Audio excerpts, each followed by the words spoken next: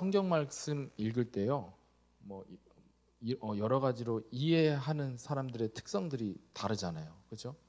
어떤 사람은 혼자 조용한 곳에서 읽어야지 그 말씀이 나에게 생생하게 기억이 되고, 또 어떤 분들은 한 번 읽고도 이해 못하실 분들도 많아요. 저 같은 경우는 그래요. 예. 그래서 여러 번 읽어야 되는 경우도 있고, 우리가 이번 한 주 동안 우리가 붙잡고 묵상할 말씀이기 때문에 여러분들이 이 말씀을 놓치지 않기를 힘쓰시기를 바랍니다. 그래서 여러분들만의 그것들을 찾아서 여러분들이 오늘 말씀 기억하도록 힘쓰시기를 바랍니다. 지금 시대는요, 불치병이 난무하는 시대예요. 특히나 정신병 굉장히 많이 늘어나고 있죠. 근데 세상은 지금 굉장히 발전해 나가고 있습니다. 그럼 세상이 발전하면 발전할수록 더 살기 좋은 시대가 와야 되는 건데, 시대가 발전하면 발전할수록 어떻습니까? 더욱더 불치병이 많아지는 시대예요. 또 더군다나 정신병이 굉장히 많아지는 시대예요. 지금 시대는 어떻습니까? 사람을 대신하여서 움직여주는 시대가 오고 있어요. 지금 점점 그렇게 돼가고 있잖아요. 그렇죠? 식당만 가보세요. 로봇가 서빙합니다. 또 빈 그릇도 로봇가 받아줍니다. 그것뿐만이겠습니까? 휴게소 가면은 흔히 볼 수 있는 로봇가 커피를 만들어줘요. 그렇죠? 그것뿐만이 아니에요. 사람들이 원래 가서 일을 해야 되는 공장 속에서도 로봇가 다 움직여요. 그런 단순한 노동만 하는 로봇만 있는 것이 아니라 이제는 생각하고 스스로 판단하는 AI 시대도 열렸어요. 그러면은 점점 우리 살기 편해지니까 점점 병은 없어야 되는 거 아니겠습니까? 근데 시대는 어떻습니까? 발전하는 시대에 비례해서 계속해서 불치병과 정신병이 늘어나고 있는 시대. 그렇죠? 정신병, 불치병만이 아니에요. 치료하지 못하는 병 뭐가 있어요? 신병. 요새는 또 TV 프로그램에서 무당들이 나와서 막 점도 쳐주고 그러네요. 참 신기해요. 잘 보셨죠? 자, 그런 걸 보면서 저는 뭘 느끼냐면, 사단은 저렇게 역사하는구나. 야, 이제는 옛날에는 진짜로 사람들이 막 부정적이라고 생각하고 무당촌에 근처에도 막 가지 않았던 시대랑 다르게 이제는 너무 신사화적으로 어떻게 보면 방송에서 프로그램을 진행할 정도로 무당들이 나오잖아요. 지금 저기 무당촌에 여기 화성행궁 쪽에 옛날에 무당들 굉장히 많았어요. 그죠? 한참 전도사 때 가서 무당이 얼마나 많을까 이렇게 해서 세봤는데 다 세보지는 못했을 거예요. 근데 20개가 넘어요. 20곳이 넘더라고요. 근데 그러고 나서 이제 목사가 되고 이제 거기 갔는데 많이 사라졌어요. 많이 사라졌어요. 근데 그 대신 뭐가 있냐면 자판기가 크게 있어요. 자판기. 내 자신의 운명을 봐주는 자판기. 이게 생각보다 커요.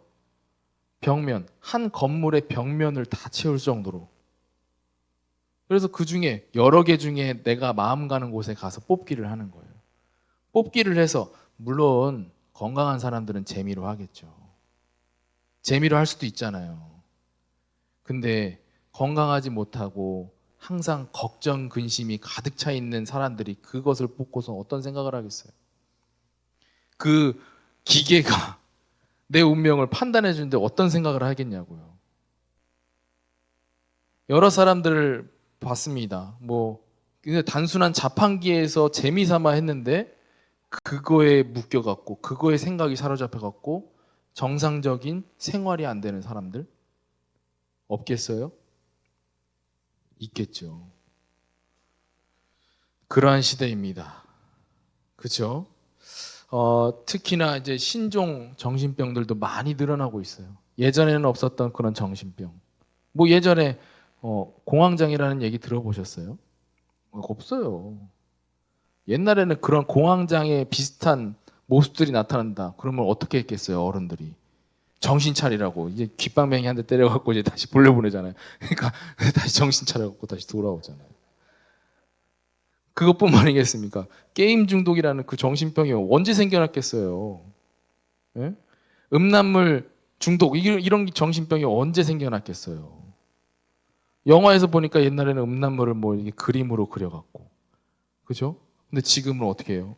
실제화 시켜서 또 막 AI로 막 만들기도 하고 얼마나 문제가 되겠습니까? 이러한 정신병이 증가하는 시대에 우리가 함께 살고 있습니다. 근데 그 문제 가운데 시달리고 있는데 거기에 답이 있어야 될 거 아닙니까? 근데 세상적으로 찾아봤을 때 답이 있을까요? 없을까요? 없어요. 나라에서만 대책을 많이 세워요. 똑같아요. 저번 주에 말씀드렸던 그 중독에 관한 약들, 그죠? 약물 치료. 효과 있겠습니까? 심리 치료. 효과 있겠습니까? 효과가 있다 한들 그 심리 치료 상담사가 나랑 영원히 함께 해줄 수 있냐고요.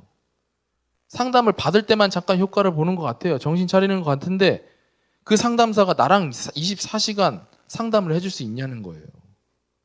그럼 어떻게 되겠습니까? 해결 방법은 없어요. 그럼 자체적으로 이렇게 모임 가져갖고 해결받을 수 있냐? 없어요. 전무합니다. 그 가운데 복음, 이제 유일한 답은 뭐냐? 우리는 알고 있잖아요. 복음만이 유일한 답인 줄 우리는 확신합니다. 그래서 요한복음 14장 6절에 예수께서 이르시되 내가 곧 길이요 진리요 생명이니 나로 말미암지 않고는 아버지께로 올 자가 없느니라. 근데 우리가 순간적으로 외웠으니까 이게 순간적으로 딱 지나가는데요. 우리가 단어적으로 집중해서 볼 필요가 있어요. 예수님께서 뭐라고 하십니까? 내가 곧 길이요라고 그래요. 내가 뭐 방향을 잃은 것도 아닌데 뭔 길이야. 뭐 방향을 잃은 사람한테는 길이라는 것이 답이 될 수도 있지만 사실 난 잘 가고 있다고 생각하는 착각하고 살아가시는 분들한테는 이게 답이 되겠냐고요. 근데요. 영어로는 뭐라고 얘기하냐면요. 예수께서 이르시되 I am the way라고 그래요. 내가 곧 길이요. 근데 그 way라는 것을요. 영어 하시는 분들한테는 어떻게 받아들일 수 있냐? 이게 단순하게 고지고대로 길이라고 이렇게 해석할 수도 있어요. 근데 way라는 것은요. 방법이에요. 방법. I am the way. 근데 더를 왜 앞에 왜 붙이냐? 유일하기 때문에 유일한 곳에 앞에다가 더를 붙여요. 더. 그래서 I am the way. 그리고 I am the truth. I am the life. 그래서 이 말을 우리가 어떻게 받아야 되냐? 우리에게 답은 오직 예수 그리스도뿐이다. 이렇게 받아들이시면 될 것 같습니다. 그리스도의 은혜만이 유일한 해답의 시작이에요. 그리스도를 믿었다. 믿고선 내가 그리스도의 은혜로 내가 치유를 받았다. 뭔가 회복이 되었다. 그게 시작이죠. 그게 끝은 아니거든요. 그렇잖아요. 우리 신앙생활 하면서 우리의 문제는 이미 해결받았음에도 불구하고 중간중간에 이게 천국 가기 전까지 우리에게 얼마나 고난과 역경들이 많겠습니까? 그렇죠? 시작이란 얘기입니다. 그리스도의 은혜를 이렇게 입은 자들 어떻게 살아가고 있어요? 한 번 은혜 받았다고 끝나는 게 아니잖아요. 어떨 때 보면요. 은혜를 통해서 내가 그 은혜 안에 인도를 받았는데 그 은혜를 잊고선 원래의 모습으로 돌아가는 모습들 굉장히 많을 수도 있습니다. 그게 또 우리의 모습일 수도 있어요. 그렇죠? 그래서 오늘 성경 말씀 베드로 후서 2장 20절부터 22절에 보니까요. 뭐라고 되어 있냐면 만일 그들이 우리 주 대신 구주 예수 그리스도를 알므로 세상의 더러움을 피한 후에 다시 그 중에 얼매이고 지면 그 나중 형편이 처음보다 더 심하리니 그랬어요. 그 21절, 22절 한번 볼게요. 의의 도를 안 후에 받은 거룩한 명령을 저버리는 것보다 알지 못하는 것이 도리어 그들에게 나으니라 그랬어요. 왜요? 계속해서 하나님의 말씀 따라 살아가야 되는 우리 성도들인데 그 말씀을 듣고도 어긴다는 거예요. 이거는 얼마나 더 큰 죄인지 아시죠? 그러니까 미필적 고의라는 게 있잖아요. 알면서 지은 죄가 더 큰 죄라는 사실 아시잖아요. 세상 법정에서도 그래요. 모르고 던진 돌에 맞은 사람이 죽었어요. 물론 죄값은 받지만 그의 죄는 가벼워요. 그런데 알면서 던진 사람이 저 사람이 내가 이 돌을 던져서 맞으면 죽겠지 의도하고 던진 사람에게는 어떻게 됩니까? 더 가중된 처벌이 내려집니다. 참된 속담에 이르기를 개가 그 토하였던 것에 돌아가고 돼지가 씻었다가 더러운 구덩이에 도로 누웠다 하는 말이 그들에게 응하였도다 그래요. 그래서 우리는 스스로 점검하셔야 됩니다. 내가 그리스도의 은혜로 정말 신앙이 시작되었고 그 은혜 속에 인도받았다면 그 은혜 잊지 마시고 날마다 회복하시고 점검하시기를 주의 이름으로 축복합니다. 근데 교회는 어떻습니까? 지금의 교회 모습 다 그렇지는 않겠죠. 제가 누누이 말씀드리는데 모든 교회가 다 그렇지 않습니다. 근데 보통의 교회들, 교회에 십자가는 많은데 그 교회들이 본질에 맞게 움직이고 있는 교회들이 몇이나 있을까요? 그러지 못한 교회들, 우리 은혜로운 교회가 될 수도 있거든요. 본질을 잃어버린 교회, 잃어가는 교회들이 얼마나 많습니까? 율법의 잣대로만 심판하는 교회 얼마나 많아요. 복음의 본질을 다 놓치고 계속해서 너 예배 안 나왔으니까 너 안 돼. 물론 예배 안 나오면 안 돼요. 그렇지만 그것을 나의 잘못된 것들을 다 놓치고 상대방의 율법의 잣대로 상대방을 공격하는 모습, 지적하는 모습들. 지금 오늘 성경에서 읽은 유대인들의 모습과 같지 않습니까? 또 그러한 교회들을 뭐라고 얘기하냐? 성경 속에서는 이렇게 얘기하고 있어요. 마태복음 23장 27절 말씀에 화 있을진저 외식하는 서기관들과 바리새인들이여 회칠한 무덤 같으니 겉으로는 아름답게 보이나 그 안에는 죽은 사람의 뼈와 모든 더러운 것이 가득하도다 그랬어요. 회칠했다는 것은요, 겉에만 잘 보이기 위해서 회칠한 거예요. 시멘트 칠한 거나 마찬가지예요. 겉으로 보기에는 너무나 깨끗하고 괜찮아 보이겠죠. 근데 그 속에는 뭐가 가득하다고요? 더러운 것들이 가득하다. 교회의 모습이 그런 모습이 되지 않도록 우리는 날마다 경각심을 가지고 인도받아야 될 줄 확신합니다. 이렇게 복음의 본질을 잃어버린 채 유대인들처럼 율법의 잣대로 심판만 하고 있다면 절대 치유받을 수 없습니다. 우리 역시 영적인 불시병에 걸린 상태와 다름이 없기 때문에 이제 우리는 정죄의 자리에서 일어나서 생명의 복음 속으로 들어가야 될 줄 확신합니다. 오늘 말씀을 통해서 복음의 본질 속으로 인도받는 시간이 되기를 주의 이름으로 축복합니다. 오늘 읽었던 우리의 본문 말씀 함께 잘 살펴볼 텐데요. 우리 1절부터 한번 볼게요. 유대인 명절에 예수님께서 예루살렘의 베데스다라는 못에 가십니다. 2절에 보면은 양문이라는 곳이 나오는데요. 양문이라는 것은요, 문자적으로 봤을 때 양문이라는 게 두 개가 생각나잖아요. 양쪽에 문이 있는 양문. 그게 아니더라고요. 저도 그래서 찾아봤어요. 양문이라 하면요, 성전에 들어가는 문 중에 하나인데요. 이 양문은 양이 들어가는 문이에요. 양이 들어가는 문. 그럼 양이 들어가는 문이 왜 있어야 되냐? 항상 하나님께 제사를 드릴 때 양들을 속죄물로 바쳐야 되잖아요. 그러니까 양문이 반드시 필요한 거예요. 근데요, 양이 한두 마리만 들어가는 게 아니거든요. 만약에 명절날, 6월절이나 뭐 이렇게 수장절이나 오순절이나 그럴 때 예배 드릴 때 있잖아요. 특별 명절 절기 때는 어떻게 예배를 드리냐? 양을 수십만 마리를 잡아요. 얼마나 그 성전에 피비린내가 진동하겠어요. 그러니까 수십만 마리가 들어가는 양문인데 양문이 크겠죠. 또 거기에 2절에 보면 다석 행강이라는 것이 나옵니다. 이거는 뭐냐면요. 쉽게 말해서 기둥하고 지붕만 있는 곳이라고 보면 돼요. 못 근처에 이제 쉴 곳. 여러분들 수영장 가시면은 여러분 쉴 곳 있잖아요. 그늘진 곳. 거기에 기둥이 있고 위에 지붕이 있잖아요. 그런 곳이라고 보시면 돼요.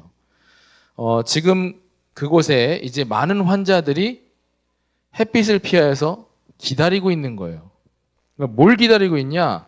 천사가 가끔 못에 내려와서 물을 움직이게 하는데 움직인 후에 먼저 들어가는 자의 병이 어떤 병이든 낫게 된다는 소문을 갖고 있는 소문을 갖고 온 병자들이 지금 기다리고 있는 상태입니다.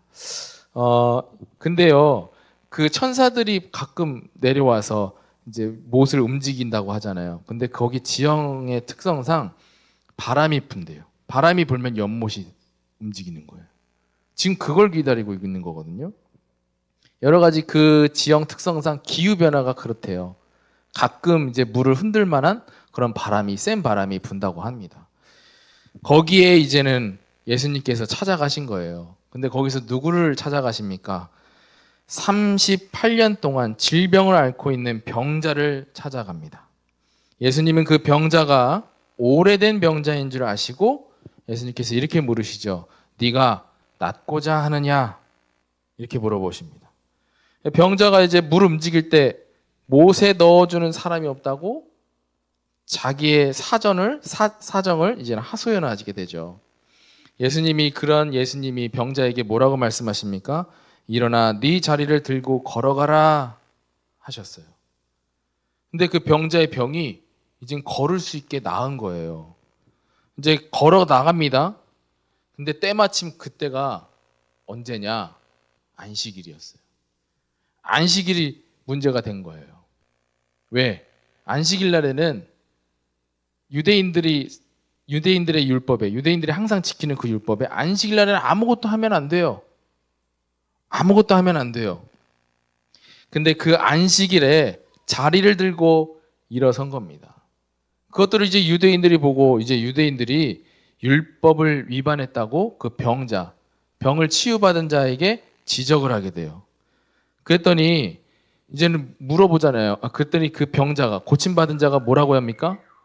내가 나를 고쳐준 사람이 나를 보고 들고 일어서라, 자리에서 일어서라 해갖고 나는 일어섰다. 이렇게 얘기를 해요.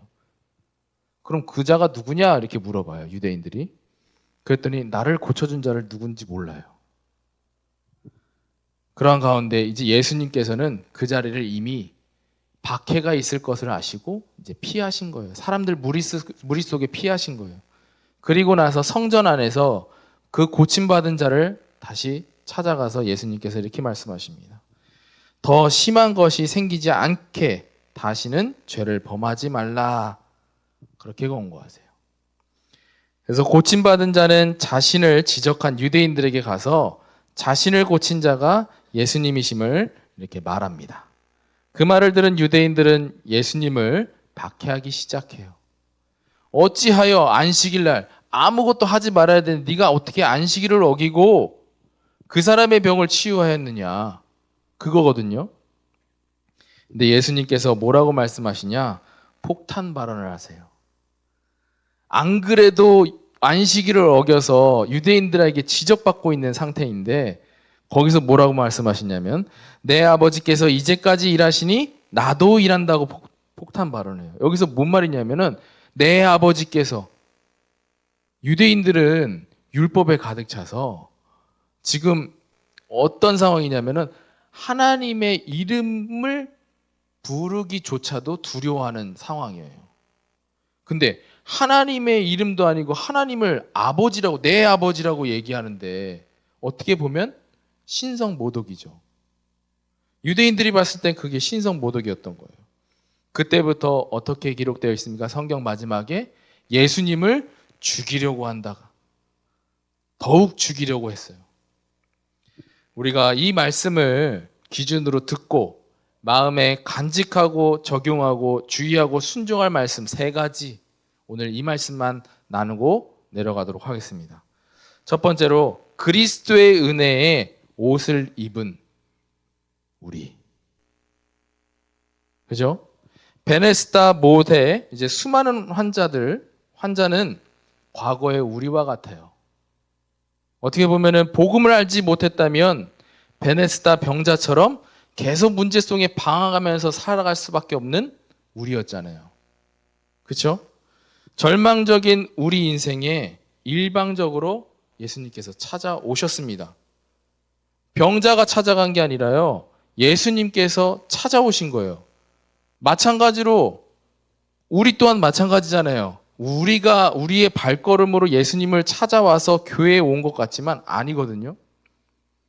하나님이 성령으로 보이지 않게 우리의 발걸음을 인도하여 주신 줄 확신합니다.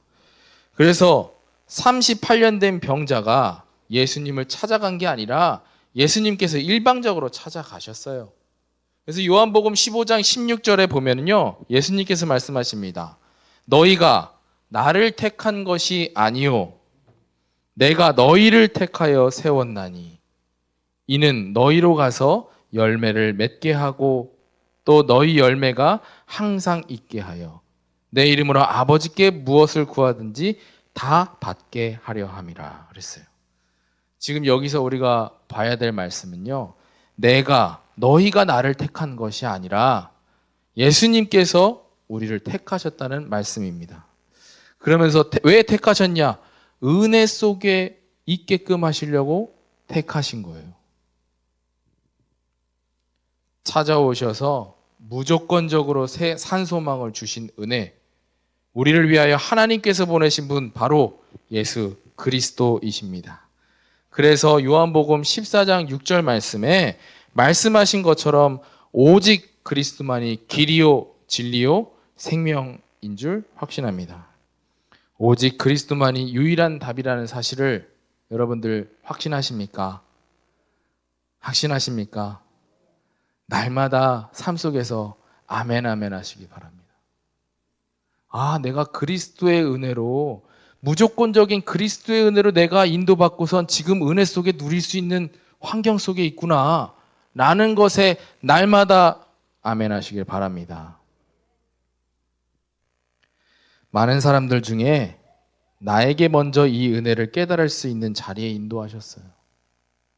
많은 사람들 중에 나에게 먼저 이 은혜를 입혀주시고, 많은 사람들 중에 나에게 먼저 이 은혜 속에 누릴 수 있는 믿음을 하나님께서 허락하셨습니다. 이 은혜에 대한 참된 감사가 먼저 회복되기를 주의 이름으로 축원합니다. 참된 감사예요. 그냥 입술로만 감사하는 게 아니라요, 정말 내 삶 속에서 하나님의 은혜가 계속해서 살아서 나에게 은혜를 끼치고 있음을 내가 느끼고 거기에 대한 참된 감사가 필요한 거예요. 그러려면은 하나님께서 나에게 은혜로 임해야겠죠. 근데 저는 한 가지 더 방법이 있다고 생각합니다. 그건 뭐냐? 내가 계속 감사하는 거예요. 감사 속에 내 생각을 내가 하나님의 은혜 속으로 들어갈 수 있을 정도로 내가 집중하는 거예요. 그 가운데 하나님께서 누구에게 더 은혜를 먼저 주시겠습니까? 누구에게 더 먼저 깨닫게 해주시겠습니까?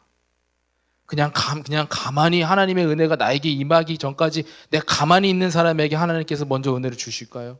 물론 그런 사람에게도 은혜를 주실 수 있다고 저는 확신합니다. 그러나 더욱더 그 은혜 속에 들어가기를 원하고 그 은혜를 깨닫기를 원하고 누리기를 원하는 자들에게 먼저 은혜를 깨닫게끔 하실 줄 확신합니다. 그래서 감사하는 거예요. 매번 감사하세요. 말씀을 통해서 하나님, 솔직한 마음으로, 내 마음속에는 솔직히 참된 감사는 아니에요. 하나님, 근데 감사해요. 계속 한번 해보세요. 내 생각이 그걸로 간다니까요. 생각이 어떻게 됩니까? 내 마음을 움직여요. 그럼 내 마음이 어떻게 됩니까? 진짜 확신이 생겨버려요. 확신이, 믿음이, 굳건한 믿음이 되는 거예요.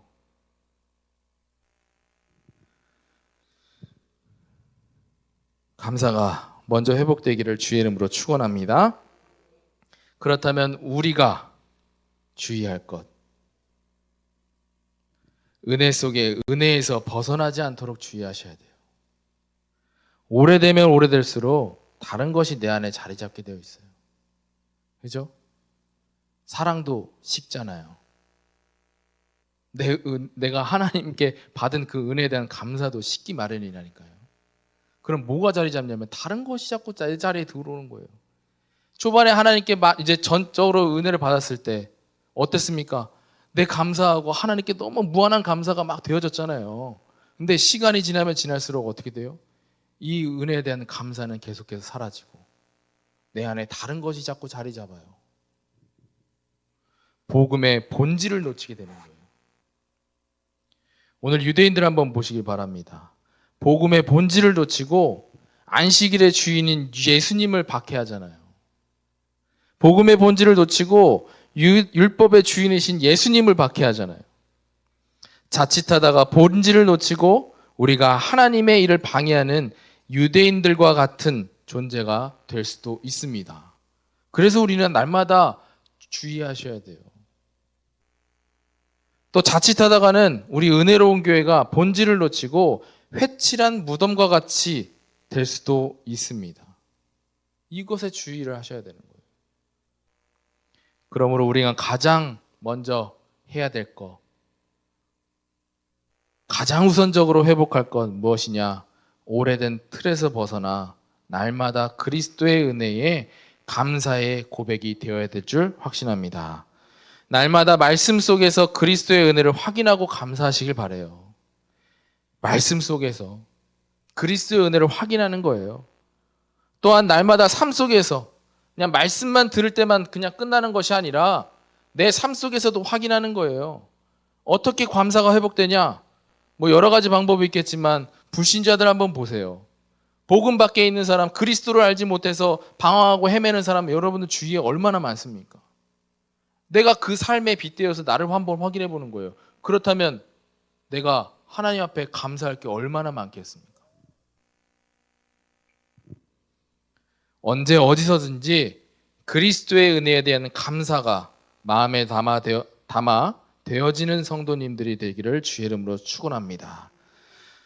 먼저 무조건적인 은혜를 받은 우리가 할 것은 아직까지 복음을 알지 못해서 방황하는 병자들에게 그리스도 은혜의 옷을 입혀줄 사명을 가졌음을 여러분들 반드시 기억하시길 바랍니다. 현재 많은 사람들은 원인 모를 병에 시달리는 자들 너무나 많잖아요. 그들에게 산소망을 주기를 하나님께서는 원하십니다. 우리가 받은 그 산소망처럼 그거를 거저받은 우리처럼 우리를 통하여서 거저 주시기를 원하시는 거예요. 그래서 아까 읽었던 요한복음 15장 16절에 다시 한 번 더 말씀 한번 볼게요. 너희가 나를 택한 것이 아니요 내가 너희를 택하여 세웠나니. 우린 세움 받았잖아요. 그렇죠? 그리스도의 전적인 은혜로 우리는 택함을 받고 구원 받았잖아요. 그 은혜 속에 지금 누리고 있는 상황 속에 인도 받았잖아요. 근데 너희로 가서 그 뒤에 우리를 먼저 구원하신 목적이 나옵니다. 너희로 가서 열매를 맺게 하고 또 너희의 열매가 항상 있게 하여 내 이름으로 아버지께 무엇을 구하든지 다 받게 하려 함이라 그랬어요. 여러분들 통해서 생명의 열매가 맺게 되기를 주의 이름으로 축복합니다. 여러분들이 있는 곳에 복음을 온전히 누리고 있다면 반드시 우리의 삶에 열매가 맺게 될 줄 확신합니다. 그래서 우리는 결론적으로 오래된 틀 안에 자리 잡은 곳에서 일어나시기를 바라요. 그러니까 진짜로 본질이 무엇인지 우리가 말씀을 통해서 구별하고 내가 정말 하나님의 말씀 따라 살아가야 될 거 아니에요. 나에게 오래된 잘못된 율법의 틀이 있는지 확인하시길 바랍니다.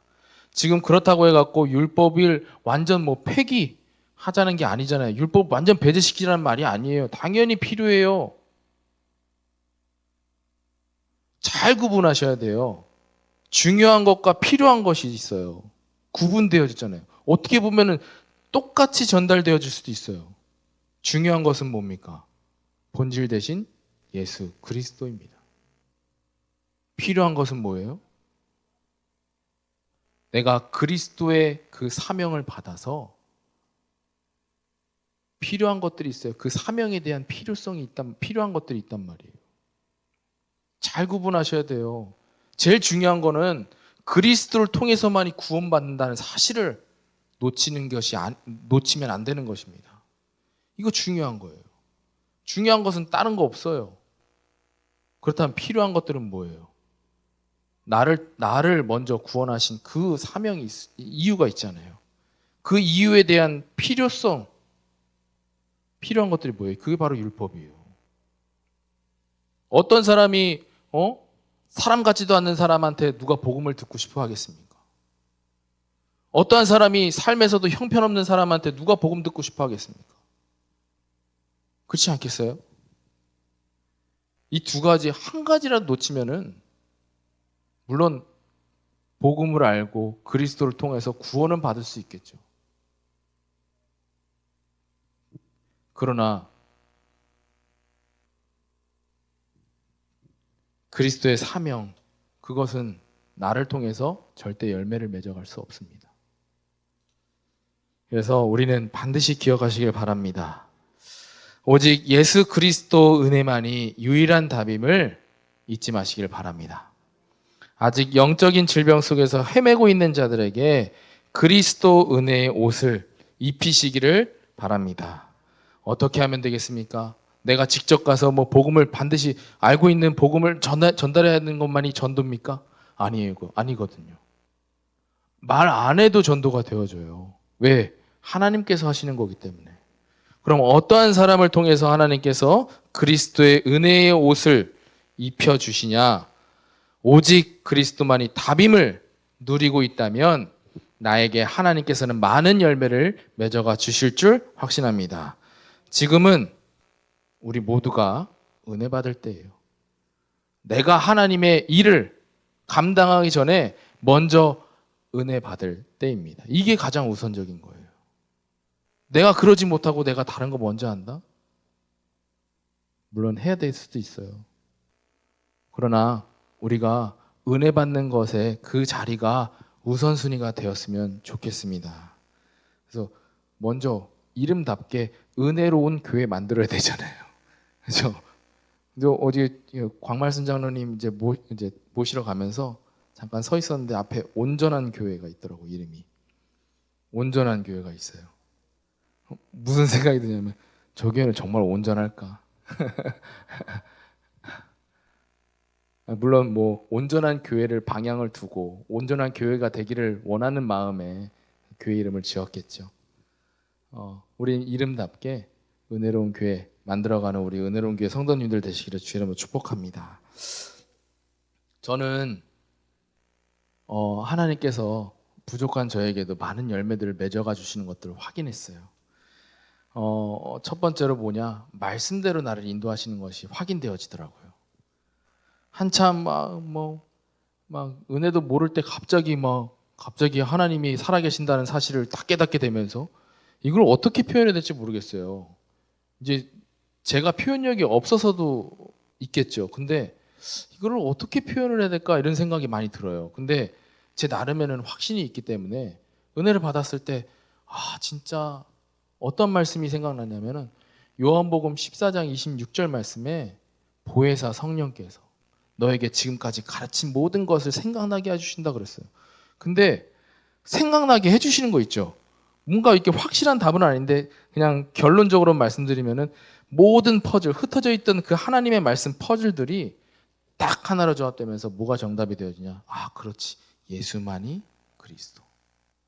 이게 딱 저에게 와닿는 거예요.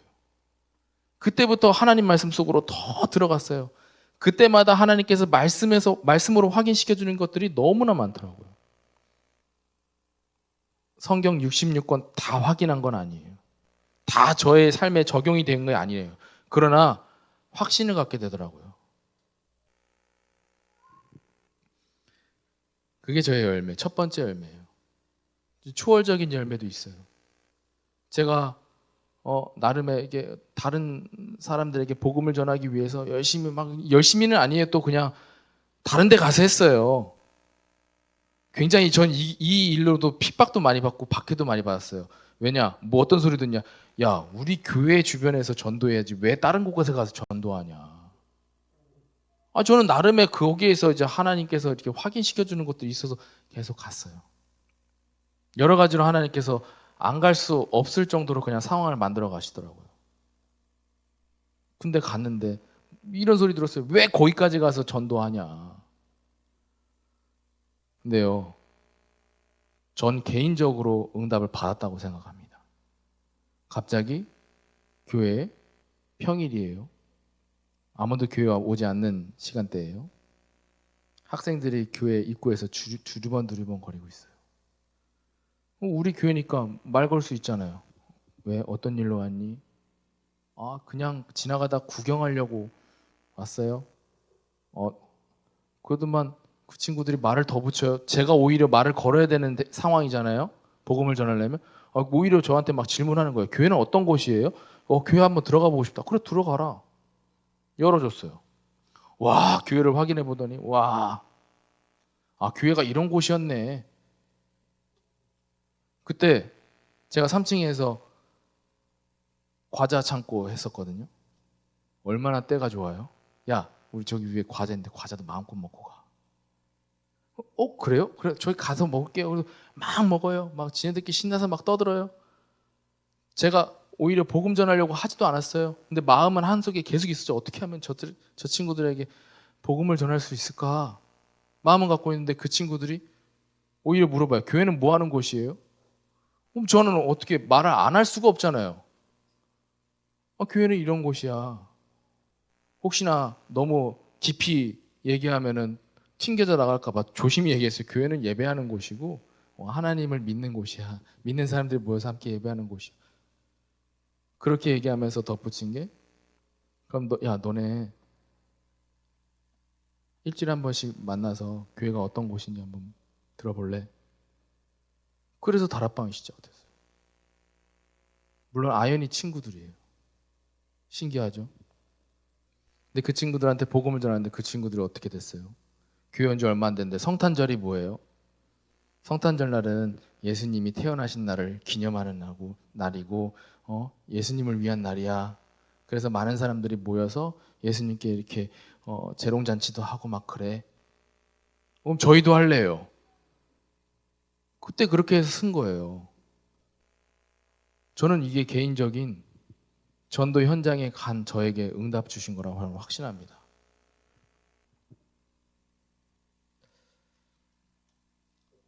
말도 안 되는 응답들이 일어나요. 이런 것뿐만이 아니라 경제적으로도 말도 안 되는 축복들이 일어나요. 뭐 순간순간마다 움찔한 문제가 막 터질 때도 있어요. 위기가 터질 때도 있어요. 그럼 저도 사람인지라 움찔해요. 그런데 시간이 지나고 나면 그게 다 하나님의 은혜였어요. 모든 것이 다 하나님의 은혜였어요. 전도의 열매를 맺고자 하는 우리 모든 자들에게 하나님께서 많은 열매, 동일한 은혜를 맺어가 주실 줄 확신합니다. 그 믿음 가지시고 여러분들 지금 당장 응답이 없더라도 날마다 복음을 전하는 일에 힘쓰는 우리 은혜로운 교회 성도님들 되시기를 바랍니다. 그 전에 뭐하부터 하라고요? 우리가 은혜 받을 때예요.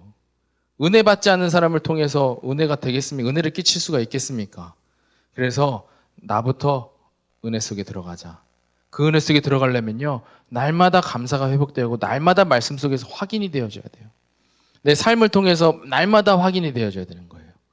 그래서 우리가 그리스도 은혜 안에 있음을 확인하는 은혜의 자리로 인도받기를 주의 이름으로 축원합니다. 살아계신 하나님 감사합니다. 오래된 옛날의 틀에서 벗어나게 하시고 정말 본질 대신 오직 예수 그리스도만 붙잡고 나아가는 전도자의 사명을 감당하는 전도자들로 일어서게 하여 주시옵소서. 살아계신 주 예수 그리스도의 이름으로 기도합니다. 아멘.